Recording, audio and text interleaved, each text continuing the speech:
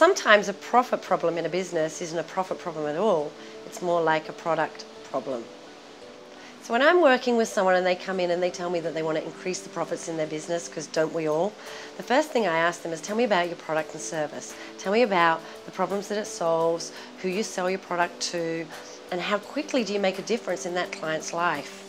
When we do these questions, we often find out that the product problem in their business isn't so much a profit problem, is that their problem doesn't fully articulate and solve problems that people will pay money for. So here's the thing I want you to think about with your product and service. The first question I want you to ask yourself is, does my product or service solve a problem for my clients? Does it solve the whole problem for my clients? Because quite often what I see is that people have got a product and it kind of solves half a problem. Well, no one wants their problem half solved, they want their problem completely solved. The second thing that I find is that yes, it does solve a problem, but you suck at articulating the problem that you're solving. You suck at talking in the language in which your clients, your Betty or Bob as we call them, in the language in which they talk. It's really important that you get inside the head of your clients and talk their language. Because every morning they wake up, they've got things on their mind, they've got problems they want to solve, and you need to be able to enter the conversation into their head that's already going on.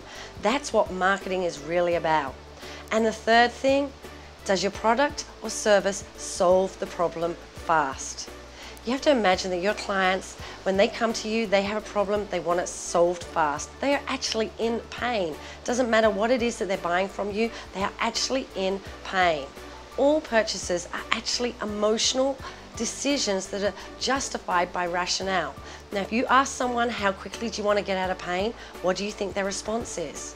As quickly as possible. So what do? We sometimes set up products and services, which means we prolong their pain as we pace them through our product and service really nicely for them. So don't do that.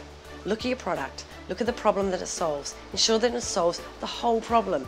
Learn to articulate about your product and service in the language that you're Betty and Bob, your ideal client, in the language that they talk, not the language that you talk, and solve that problem real quick for them. Do all those things, and I'm sure you're going to have more profit than you know what to do with.